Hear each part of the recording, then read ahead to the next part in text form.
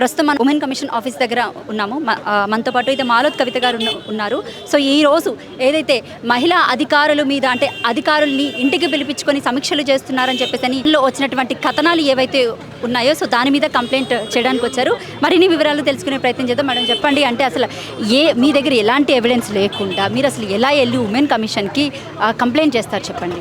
నిన్న పొద్దున్న పేపర్లో మరియు దానిలో కూడా అంటే రేవంత్ రెడ్డి గారు మంత్రులకు వాళ్ళని అంటే మొట్టకాయలు ఇచ్చి అంటే మహిళల్ని అయితే మహిళా ఉద్యోగస్తుల్ని కొంతమంది మంత్రులు ఇంటికి పిలిపించుకొని కూడా సాయంత్రం వేళలో పిలిపించుకుంటారని ఏదైతే కథనం వచ్చిందో ఆ విషయం మీద ప్రత్యేకంగా నిన్న జరిగిందని ఇవాళ ఉమెన్ కమిషన్ చైర్మన్ అందుబాటులో లేకపోయినప్పటికీ సెక్రటరీ గారికి మీ అందరం బీఆర్ఎస్ పార్టీ తరఫున కూడా ఒకటే అని అడిగింది కూడా ఏంటంటే ఉమెన్ కమిషన్ ద్వారా ఏదైతే మహిళా ఉద్యోగస్తులు కావచ్చు మిగతా మహిళలు కావచ్చు వారిని అవమానపరిచే విధంగా వారి యొక్క హక్కులను భంగపరిచే విధంగా ఉన్నాయి కాబట్టి అయితే ఆ కథనం అయితే ఆ ఏబిఎన్లో వచ్చిన కథనాన్ని దాన్ని ఆధారంగా తీసుకొని ఖచ్చితంగా ఆ మంత్రుల మీద యాక్షన్ తీసుకోవాలి. ఆ మిగతా అయితే ఉద్యోగస్తులు ఇంటికి వెళ్ళి వాళ్ళు ఇబ్బంది పడుతున్నారో అవమానపడుతున్నారో ఆ మహిళల మీద వాళ్ళకు కూడా వాళ్ళ గౌరవం కాపాడాలి, దీన్ని సుమోటోగా తీసుకోవాలని చెప్పేసి వాళ్ళ సెక్రటరీ గారిని కలవడం జరిగింది. మీరు చూసిండ్రు 2 రోజుల క్రితము ఢిల్లీలో ఉన్న సిపిఆర్ఓ హర్ష భార్గవి గారు కూడా ఆమె వాస్తవం అంటే ఢిల్లీలో అధికారులు ఏం చేస్తారంటే తెలంగాణ స్టేట్ నుంచి ఈ ఫలానా పార్టీ అని ఏమి ఉండదు, ఏ ప్రజాప్రతినిధులు వెళ్ళినా కూడా మనకు పిఆర్ఓగా వాళ్ళు పనిచేస్తూ ఉంటారు. అటువంటి ముఖ్యమంత్రి గారిని కలవడానికి తనైతే హర్ష భార్గవి గారు కలవడానికి వెళ్ళినప్పుడు నువ్వెవరో మాకు తెలియదు అంటే ఒక ఉద్యోగురాలను పట్టుకొని నువ్వెవరో తెలియదు అని చెప్పేసి ఆమె గేట్ దగ్గర పెట్టి నువ్వు ఎక్కువసేపు ఇక్కడ నిల్చుంటే నిన్ను అరెస్ట్ చేయాల్సి వస్తుందని చెప్తే ఆమె ఏడ్చుకుంటా కూడా నేను ఒక ఉద్యోగస్తురాలని కనీసం ముఖ్యమంత్రి గారిని కలవనీయకుండా నన్ను అవమానపరుస్తున్నారు, ఇదేంటి నన్ను అరెస్ట్ చేయడం ఏంటి, అసలు నేనేం తప్పు చేసిన అని చెప్పేసి ఆమె ఏడ్చిన విషయం మీరు కూడా టీవీలలో చూసారు, మన వాట్సాప్లలో అన్ని వీడియోలు చూస్తూ ఉన్నాం. అంటే ఇవాళ అంటే మీకు తెలుసు మనైతే ప్రపంచ మహిళా పోటీలో అయితే ఆ పోటీలు జరిగినప్పుడు అంటే వేరే దేశం నుంచి డే 1 నుంచి కూడా కాంగ్రెస్ పార్టీ అధికారంలోకి వచ్చిన దగ్గర నుంచి ఫ్రీ బస్ అని పెట్టడంతో మహిళలు కొట్టుకున్నప్పటి దగ్గర నుంచి ఇప్పటి వరకు కూడా మహిళలకి తీవ్ర అగౌరవం అనేది జరుగుతూనే ఉంది.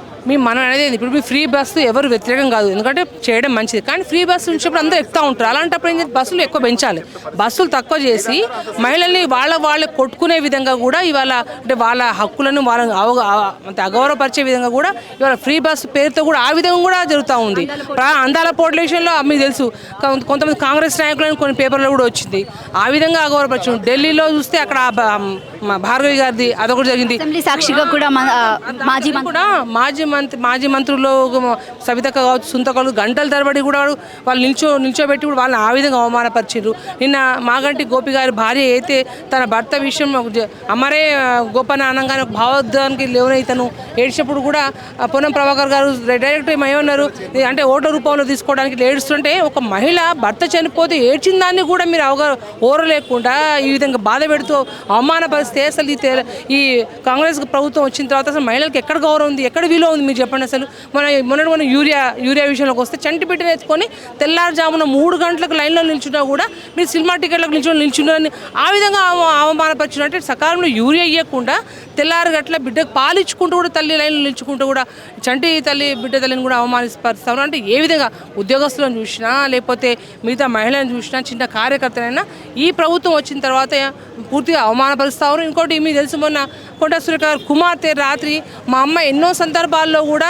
ఇంటికి వచ్చి ఏడ్చిన సందర్భాలు ఉన్నాయి, మాకు అవమానం జరుగుతుందని చెప్పేసి ఆ విధంగా ఆమె స్వయాన బిడ్డ ఎవరో చుట్టం పక్కం కూడా కాదు తన బిడ్డనే మీడియా ముందుకు వచ్చి మా అమ్మ బీసీ మహిళ అయినప్పటికీ మా అమ్మ ఏడుస్తూ ఉంది ఎన్నోసారి కుంగిపోయిందని చెప్పి ఆ విధంగా చెప్పుకున్నా కూడా ఈ రాష్ట్ర ప్రభుత్వంలో ఈ కాంగ్రెస్ ప్రభుత్వంలో మహిళలకు విలువ లేకుండా గౌరవం లేకుండా పూర్తిగా అవమానపరుస్తూ ఉన్నారు. రైట్, అయితే కేసు ఏదైతే ఇప్పుడు మీరు కంప్లైంట్ ఇచ్చారో దాన్ని సుమోటోగా తీసుకోకుండా విచారణ జరిపించిన నేపథ్యంలో ఏం జరగబోతుంది? ఒకటే విషయం అండి, వాళ్ళు ఏదైతే అనుకుంటారో కాంగ్రెస్ ప్రభుత్వం అనుకుంటే హుటాహుట వాళ్ళు ఏ విషయానైనా సుమోటో తీసుకోవచ్చు. కానీ బీఆర్ఎస్ ప్రభుత్వము బీఆర్ఎస్ పార్టీలో ఏదైతే మేము మహిళలు వెళ్ళి చాలా సీరియస్ ఇష్యూను మహిళలకు అవమానపరుస్తున్న విషయాన్ని మేము సుమోటో తీసుకోమంటే దాన్ని పట్టించుకున్న దాఖలాలు లేవు. ఇవాళ చైర్మన్ గారు కూడా అందుబాటులో లేరు.